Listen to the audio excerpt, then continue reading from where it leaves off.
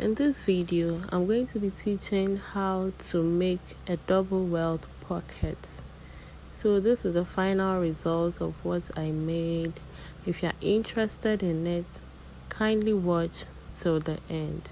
Don't forget to like, comment, and share my videos. So I'm going to be using these two pieces of fabrics for the pocket. So I've fused one with a medium interfacing, which I'll be using for the pocket. So what I'm going to be doing now is to measure 2 inches down from the upper part. You can either measure from 1 to 2 inches, whatever works for you. You go ahead and then mark it. So after marking, I'll be joining the points together with my ruler to get a straight line. So that point at the center part, just ignore it. I think the edge of the fabric is not that straight. That is why. So I'm now going to be folding the fabric into 2 like this, and I'm going to measure 2.5 inches in like this. I'll be turning it over, and then I'm going to repeat the same thing so that when I open it up, I'll be having 5 inches in total. So this is what I'm talking about. You can see I'm having 5 inches in total. That's going to be the size of the pocket. Now I'm going to be marking 1/2 inch down from that point. 1/2 inch down from that point as well. And then I'm going to connect it with my ruler. After connecting, I'm going to be joining the sides together as well to get something like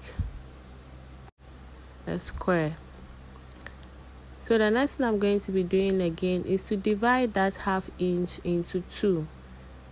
That 1/2 inch, I'm going to divide it by 2. So I'm going to be measuring 1/4 from the upper part down.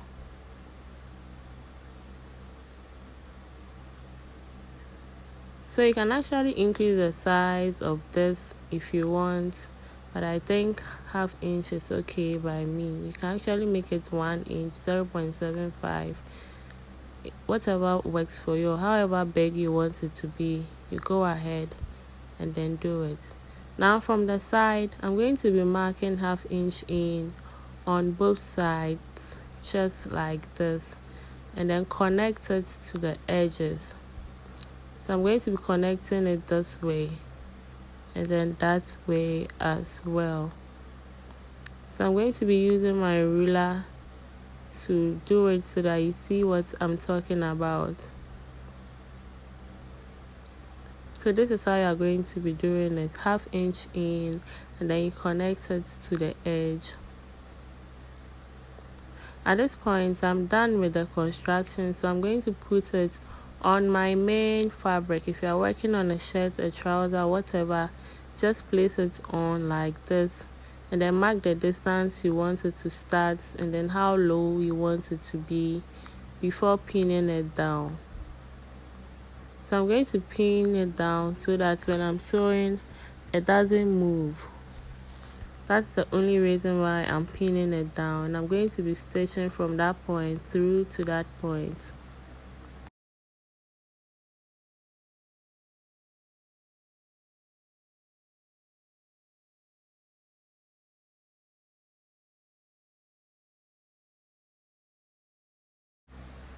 After stitching, I'm going to cut that center line. You can see this how the back looks like, and this is how the front also looks like. So I'm going to cut that center line out. Just watch what I'm doing and you're going to understand. So I'm using my cutter to do this. Open it up and then extend the cutting. You can use your scissors to do this part. So after cutting out to that point, you're going to cut it in again from that 1/2 inch to the edge, just like this. Note you are doing this on both sides. So I'm going to be repeating the same step at this place as well. Yes, so this is what I have at the moment, and I'm going to turn it in for you to see what I have.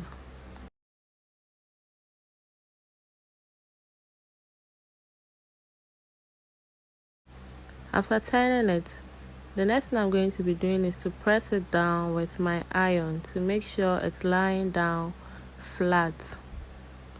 Yes, so after pressing, this is how it looks like. The next thing I'm going to be doing is to fold about 1/4 inch in from this point. 1/4 because the size of the hole over there is 1/2 inch. So I'm going to be folding 1/4 on both sides to make sure it meets. If your hole is about 1 inch, you are folding about 1/2 inch in on both sides. So after folding in, I went ahead to press it down, and then this is what I have. You can see I've pressed it down. The next thing I'm going to be doing is to fold that part up like this, raise it up, and then stitch.